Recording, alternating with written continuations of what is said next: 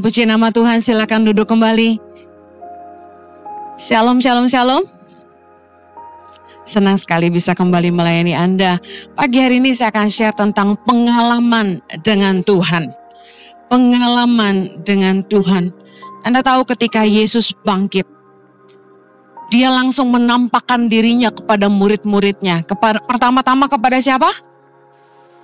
Maria Magdalena. Kemudian kepada murid-muridnya kita lihat dalam Yohanes 20 yang pertama di ayat 11 bertemu dengan Maria Magdalena. Kemudian ayat 19-23 bertemu dengan murid-muridnya. Yesus menampakkan juga diri kepada Thomas yang tidak percaya. Kemudian Yohanes 21 Yesus menampakkan dirinya kepada murid-muridnya sekali lagi di pantai Danau Tiberias. Lalu kemudian kita akan baca dalam 1 Korintus 15 ayat yang kelima. Bahwa ia telah menampakkan diri kepada Kefas dan kemudian kepada ke-12 muridnya. Sesudah itu ia menampakkan diri kepada lebih dari 500 saudara sekaligus. Kebanyakan dari mereka masih hidup sampai sekarang, tetapi beberapa di antaranya telah meninggal. Selanjutnya ia menampakkan diri kepada Yakobus, kemudian kepada para rasul. Waktu Yesus bangkit, Yesus menampakkan dirinya hanya kepada murid-muridnya. Kepada lebih dari 500 murid-muridnya. Pertanyaannya, kenapa Yesus nggak menampakkan diri kepada Pontius Pilatus, kepada imam besar Kayafas, kepada orang-orang Farisi, ahli-ahli Taurat, dan para imam tua-tua yang menyalibkan Dia? Kalau saya jadi Yesus, saya akan menampakkan diri sama mereka, supaya membuktikan bahwa apa yang Yesus katakan adalah benar. Tapi menarik sekali bahwa Yesus tidak buang waktunya untuk memaksa mereka untuk percaya kepadanya. Yesus memilih untuk menampakkan diri kepada murid-muridnya untuk meneguhkan iman mereka, karena merekalah saksi-saksi hidup yang telah berjumpa, hidup, dan berjalan bersama dengan Kristus selama Dia hidup di bumi. Murid-murid Kristus merupakan saksi-saksi otentik dari karya keselamatan Kristus. Kita lihat dalam Kisah Rasul 10 ayat 39, kita baca sama-sama. Dan kami adalah saksi dari segala sesuatu yang diperbuatnya di tanah Yudea maupun di Yerusalem. Dan mereka telah membunuh Dia dan menggantung Dia pada kayu salib. 40. Yesus itu telah dibangkitkan Allah pada hari yang ketiga, dan Allah berkenan bahwa Ia menampakkan diri bukan kepada seluruh bangsa, tetapi kepada saksi-saksi yang sebelumnya telah ditunjuk oleh Allah, yaitu kepada kami yang telah makan dan minum bersama-sama dengan Dia setelah Ia bangkit dari antara orang mati. Dikatakan Yesus menampakkan diri bukan kepada seluruh bangsa, tapi kepada murid-muridnya yang telah makan minum bersama-sama dengan Dia. Artinya apa? Yesus itu memilih untuk menampakkan diri kepada para saksi otentik, saksi hidup, yaitu murid-muridnya yang pernah hidup dan berjalan dengan Dia. Mereka yang punya pengalaman pribadi dengan Dia, dimentor langsung, punya personal touch dengan Yesus. Kisah Rasul 10:42 di bawahnya dikatakan gini, dan Ia telah menugaskan kami memberitakan kepada seluruh bangsa dan bersaksi bahwa Dialah yang ditentukan Allah menjadi hakim atas orang-orang yang hidup dan orang-orang mati. Tentang Dialah semua nabi bersaksi bahwa barang siapa percaya kepadanya, ia akan mendapat pengampunan dosa oleh karena namanya. Dalam Lukas 24 ayat 47 dikatakan, dan lagi dalam namanya berita tentang pertobatan dan pengampunan dosa harus disampaikan ke segala bangsa. Yesus meneguhkan ayat ini. Nah, saudara, untuk jadi saksi, orang itu haruslah punya pengalaman pribadi. Amin. Nah, Yesus gak suruh orang lain, Yesus gak buang waktu untuk membuktikan Dia hidup.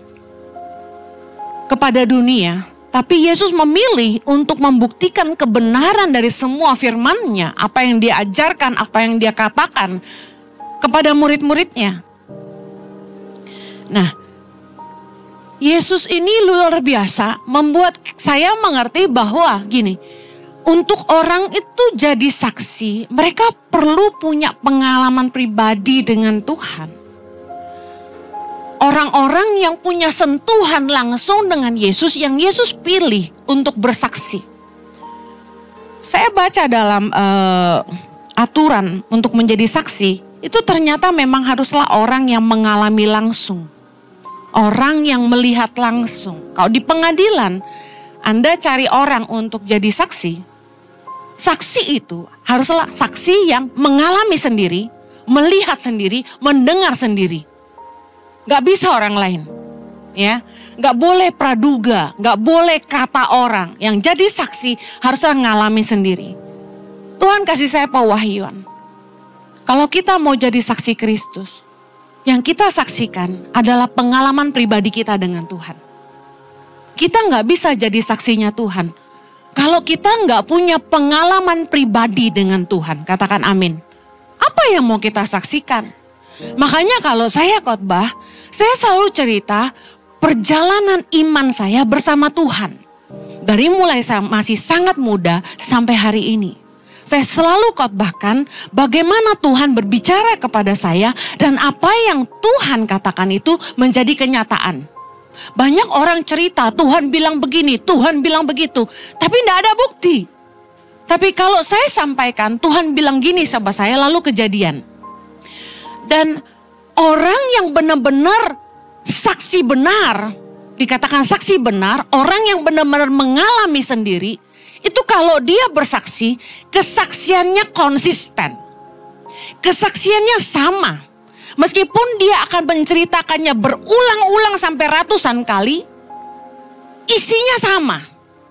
Tapi kalau ada orang bersaksi dusta, biasanya tidak konsisten. Kita bisa tahu orang bohong apa enggak itu, konsisten enggak omongannya. Saya pernah ditanya sama orang bule di Australia waktu dia suruh saya cerita tentang apa yang saya kerjakan di Indonesia di Tangan Pengharapan. Saya cerita sama dia. Lalu kemudian minggu depannya dia undang saya lagi, dia bilang gini, "Henny, can you come again please? I want you to share with my friends." Saya mau kamu cerita ke teman-teman saya tentang apa yang kamu kerjakan di Indonesia. Saya datang kedua kalinya dan saya ceritain lagi. Setelah saya ceritain dia bilang gini, "Amazing. You are so consistent. You told the same story in the same way." Kamu menyampaikan cerita yang sama dengan cara yang sama. Karena apa? Karena saya ngalamin.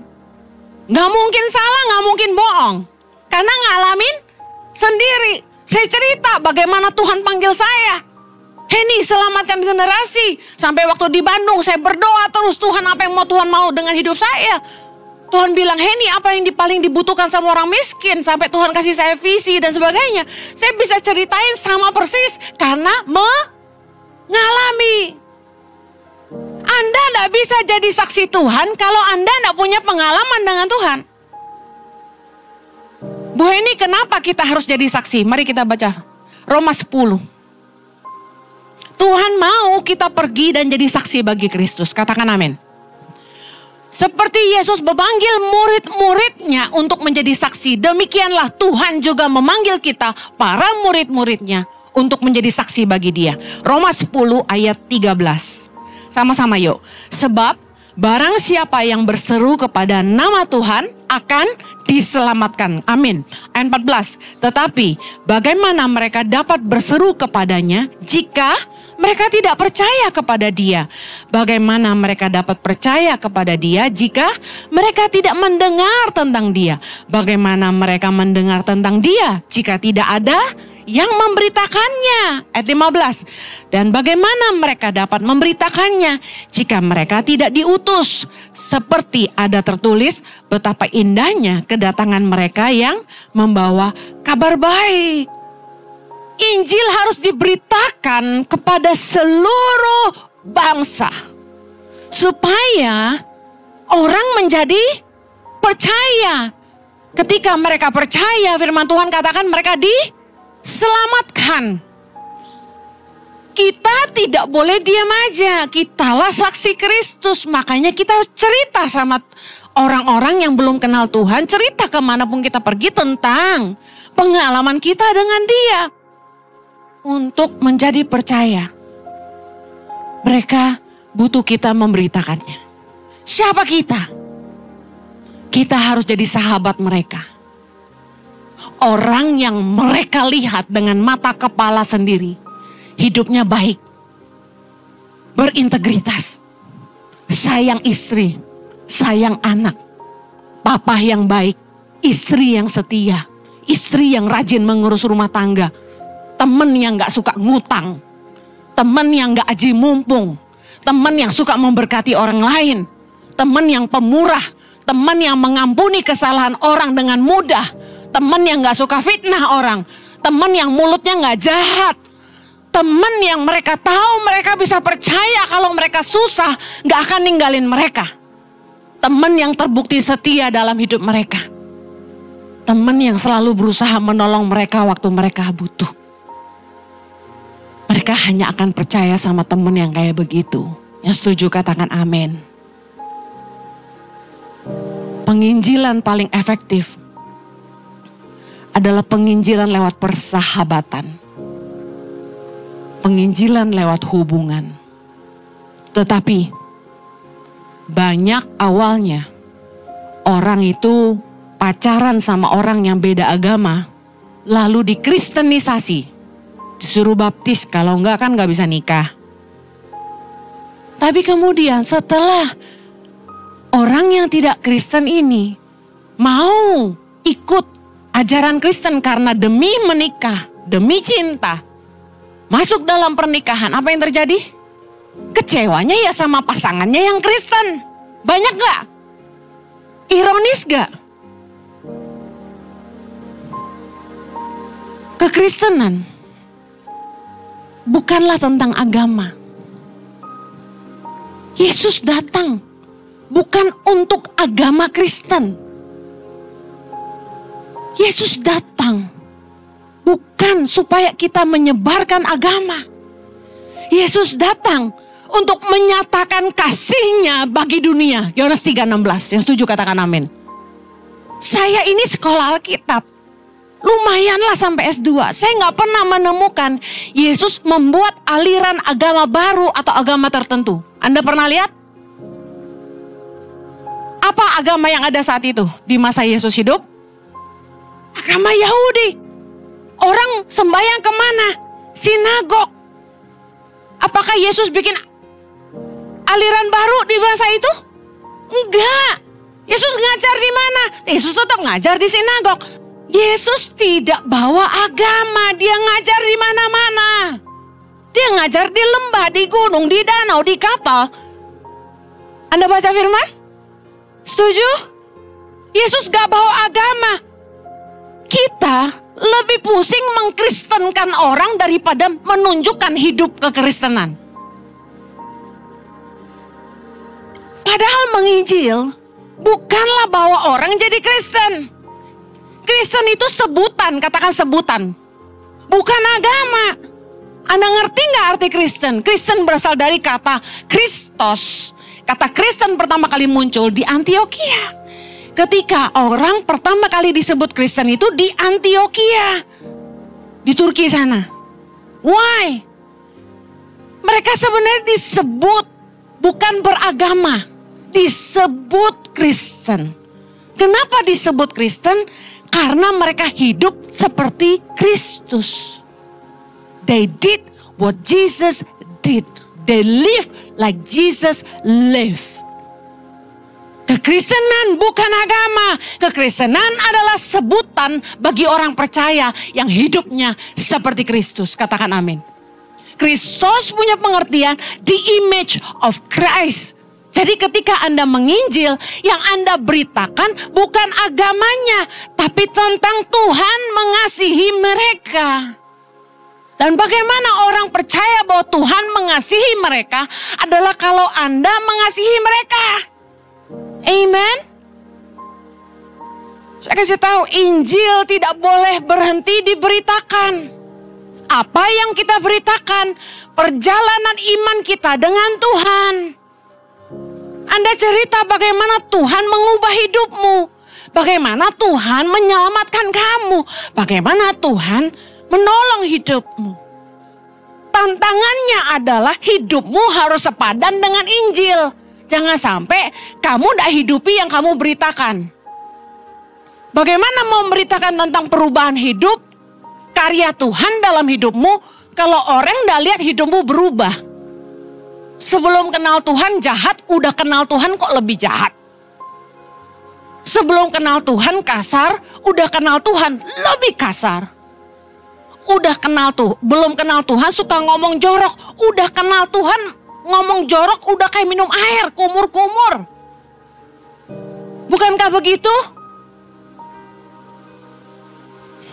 Belum kenal Tuhan suka minum. Udah kenal Tuhan, minumnya lebih banyak. Tingkatnya lebih tinggi. Pakai ayat lagi. Yesus juga minum anggur. Yesus aja ngerubah air jadi anggur. Orang Kristen mah paling pinter. Haleluya. 2 Timotius 1 ayat 8 firman Tuhan berkata, janganlah malu bersaksi tentang Tuhan. Ikutlah menderita bagi Injilnya oleh kekuatan Allah. Kita nggak boleh loh malu bersaksi tentang Tuhan. Yesus bilang apa? Barang siapa tidak mengakui aku di hadapan manusia, aku tidak akan mengakui dia di hadapan Bapa. Anda kalau mau diakui sama Yesus, Anda harus memberitakan Injil. Jangan berhenti ngomong tentang Tuhan. Ingetin anak-anakmu. Saya kasih tahu. Orang berpikir ikut Tuhan itu old fashion. Menjadi sungguh-sungguh dalam kekristenan itu old fashion. No. It's never old fashion. Karena Tuhan gak pernah berubah dari dulu, sekarang, sampai selamanya. Justru keren ikut Tuhan. Amen. Orang yang sungguh-sungguh ikut Tuhan tuh jarang, minoritas, justru keren. Nggak old fashion. Kita harus hati-hati, jangan sampai kita nggak ingetin anak-anak kita tentang Tuhan. Jangan sampai mereka melupakan Tuhan. Setiap kali ada apa-apa terjadi sama anak-anak saya selalu bilang sama mereka, doa. Doa sama Tuhan. Apa yang kamu mau? Doa sama Tuhan. Baru minggu lalu Axel sakit. Habis khotbah sore malam saya langsung ke rumah sakit dan tidur di rumah sakit. Saya bilang sama Axel, berdoa sama Tuhan. Ayo berdoa minta Yesus sembuhkan kamu. Dia menggigil sampai gak bisa tidur sampai subuh dan berhari-hari saya gak bisa tidur temenin dia. Saya bilang berdoa Axel, panggil Tuhan.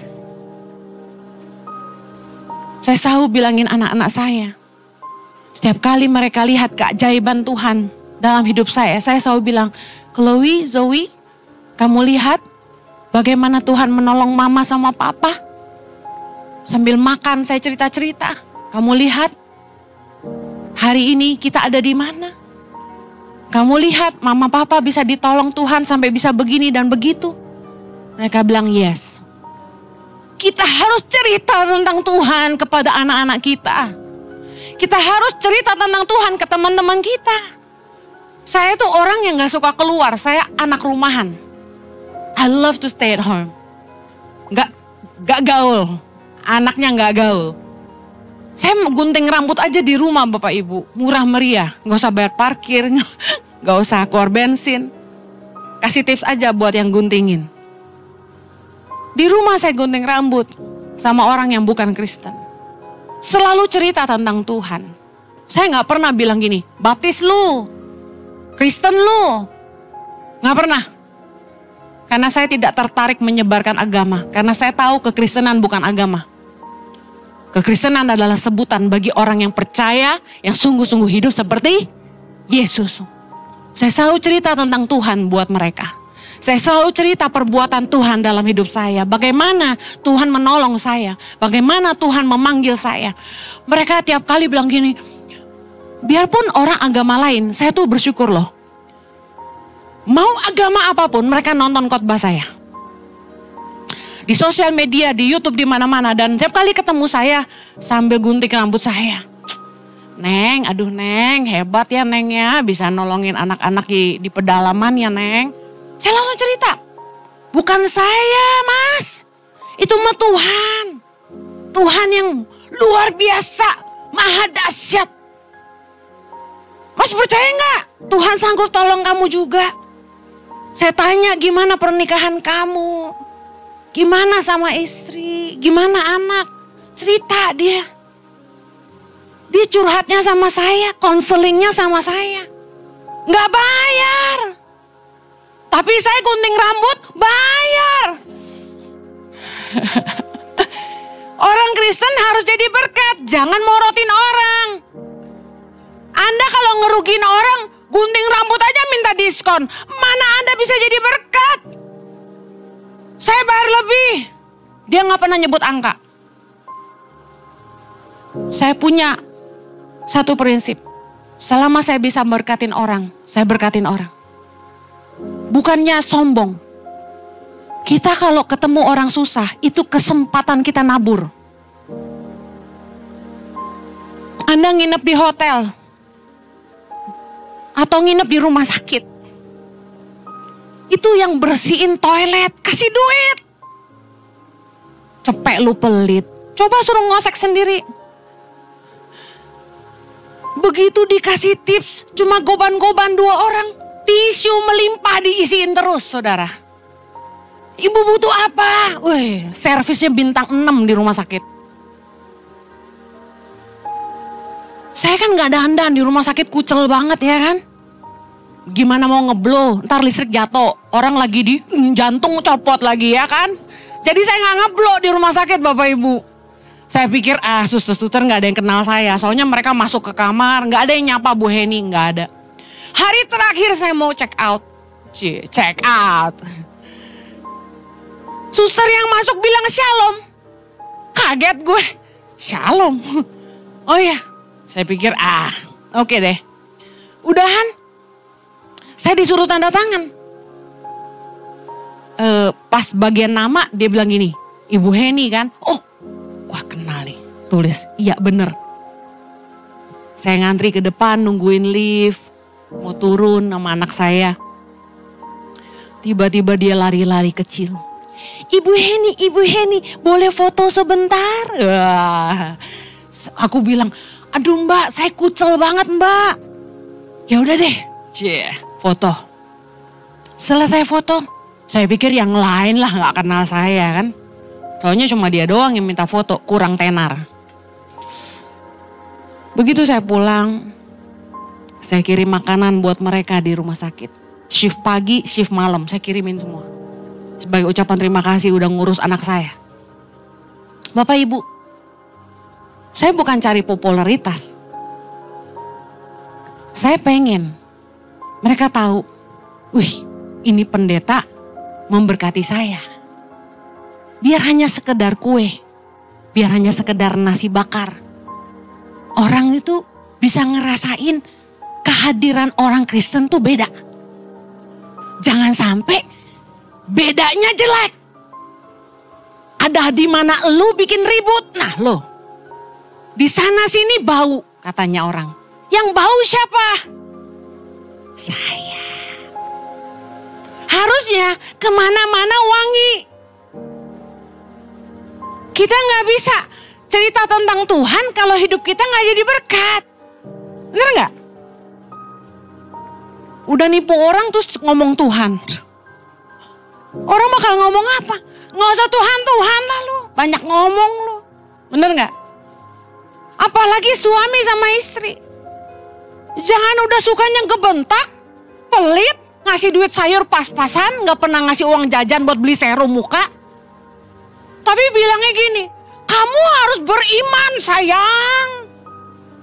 Terus kalau ke gereja, meler, angkat tangan, haleluya. Bini lu juga enak kali ngelihatnya. Tahu nggak? Kita tuh harus jadi saksi. Mulai dari rumah. Yesus bilang, kamulah saksi. Mulai dari Yerusalem. Hidup kita udah jadi saksi belum? Mulai dari rumah. Jangan jagoan kandang bahasanya. Cuma bagus di luar, ketahuan jelek di dalam. Hari ini sebagai orang percaya adalah tugas kita untuk memberitakan tentang Injil Kerajaan Allah. Tahukah Anda bahwa hanya 2 hal yang mengalahkan iblis? Yang pertama, kuasa darah anak domba. Yang kedua, kesaksian orang percaya. Anda percaya? Kita lihat Wahyu 12. Ayat 10, baca sama-sama. Dan aku mendengar suara yang nyaring di sorga berkata, sekarang telah tiba keselamatan dan kuasa dan pemerintahan Allah kita dan kekuasaan Dia yang diurapinya. Karena telah dilemparkan ke bawah pendakwa saudara-saudara kita yang mendakwa mereka siang dan malam di hadapan Allah kita. Ayat 11. Dan mereka mengalahkan Dia oleh darah anak domba dan oleh perkataan kesaksian mereka. Karena mereka tidak mengasihi nyawa mereka sampai ke dalam maut. Kesaksian orang percaya itu powerful. Karena Anda adalah saksi-saksi otentik tentang perbuatan Tuhan yang ajaib. Amen. Saya mau lihat tangan-tangan para saksi yang pernah ngalamin pertolongan Tuhan dalam hidupmu. Puji Tuhan. Sekarang saya mau lihat tangan-tangan yang gak pernah ngalamin Tuhan. Angkat tangan. Yang Tuhan gak pernah bekerja di hidupmu. Angkat tangan. Kalau Anda angkat tangan, saya mau suruh Pak Jojo tumpangin tangan. Supaya mata hatimu terbuka, telinga rohanimu menjadi peka untuk mendengar suaranya dan bisa melihat Dia. Karena yang Tuhan yang saya kenal adalah Tuhan yang hidup. Tuhan yang bisa ngomong sama kita sewaktu-waktu. Tuhan yang bisa ngasih hikmat di hati kita. Yang menjadi Roh Kudus yang menjadi penasehat yang ajaib di hati kita. Waktu kita bikin kesalahan, Dia yang mengingatkan kita. Anda mengalami itu? Itu yang Anda harus ceritakan. Kalau orang tanya sama saya, Bu Heni, kenapa Bu Heni mau ikut Tuhan? Saya cerita. Karena hanya di dalam Yesus ada kesempatan untuk hidup yang baru. Hidup saya di masa lalu gak baik. Saya punya trauma-trauma di masa kecil. Saya punya ingatan yang buruk tentang masa lalu. Keluarga yang hancur, hidup yang rusak. Dan yang saya tahu, hanya di dalam Kristus saya menjadi ciptaan yang baru. Dikatakan yang lama sudah berlalu, yang baru sudah datang. Hanya di dalam Yesus hidup kita tuh kayak dikasih kesempatan untuk mulai lagi. Dan Tuhan benar-benar mengampuni dan tidak ingat-ingat pelanggaran kita. Amen. Saya bisa saksikan banyak sama anak muda, sama pasangan suami istri, sama orang yang susah. Bagaimana saya ngalamin pertolongan Tuhan di setiap aspek hidup saya, di setiap musim hidup saya. Saya punya kesaksian yang begitu banyak dan begitu nyata yang membuat saya tidak mungkin mengingkari Dia. Karena Dia terlalu nyata buat hidup saya. Ini yang saya ingin Anda juga alami di hidup Anda. Bahwa dengan siapapun Anda ketemu, mau anak muda, mau orang susah, mau karyawan Anda, mau teman Anda, tukang sayur sekalipun yang lewat depan rumah, Anda bisa bersaksi tentang Dia. Apa yang Anda beritakan, saya kasih tahu, Roh Kudus memberikan kuasa dalam firman Tuhan, Kisah Rasul 1 ayat 8. Tetapi kamu akan menerima kuasa kalau Roh Kudus turun ke atas kamu. Dan kamu akan menjadi saksiku di Yerusalem dan seluruh Yudea, Samaria sampai ke ujung bumi. Roh Kudus akan memberikan kita kuasa dan keberanian untuk menjadi saksi. Dan kemudian Roh Kuduslah yang akan memberi hikmat bagaimana kita harus berkata-kata. Anda bisa lihat nanti di rumah Ibrani 2 ayat keempat dan juga Lukas 12 ayat 12. Roh Kudus akan mengajarkan apa yang kamu katakan. Tetapi kesaksian yang kita bisa beritakan adalah pengalaman kita dengan Tuhan. Kenapa Yesus waktu bangkit memilih untuk menampakkan diri kepada murid-muridnya? Karena mereka saksi-saksi otentik yang telah hidup bersama-sama dengan dia. Orang yang bisa jadi saksi adalah orang yang melihat, mendengar, dan mengalami sendiri. Anda adalah saksi-saksi Kristus yang telah melihat karya-karya Tuhan dan mendengar dari Tuhan dan mengalami sendiri pertolongan Tuhan. Jangan berhenti bersaksi. Ceritakan tentang dia kemana-mana. Supaya banyak yang diselamatkan. Karena tadi firman Tuhan berkata, bagaimana mereka mau selamat kalau mereka tidak percaya? Bagaimana mereka mau percaya kalau tidak ada yang beritakan? Maukah Anda cerita tentang dia? Mari taruh tangan kananmu di dada. Tuhan pakai kami untuk menjadi saksi-saksimu. Kemanapun kami pergi, biarlah nama Tuhan dipermuliakan di situ. Dan orang boleh melihat kesaksian hidup kami. Bagaimana Tuhan mengubah kami dan menyelamatkan kami. Kami berdoa agar keluarga kami yang belum mengenal Tuhan, teman-teman kami yang belum kenal Tuhan, dan bahkan masih banyak orang yang belum kenal Tuhan, boleh mempercayai Tuhan dan berbalik dari jalan-jalan mereka yang jahat. Hanya berdoa keselamatan yang dari Tuhan sampai kepada mereka semua. Di dalam nama Yesus yang mau dipakai Tuhan, sama-sama kita katakan. Amen. Have a blessed Sunday. Saksi-saksi Kristus, keep winning.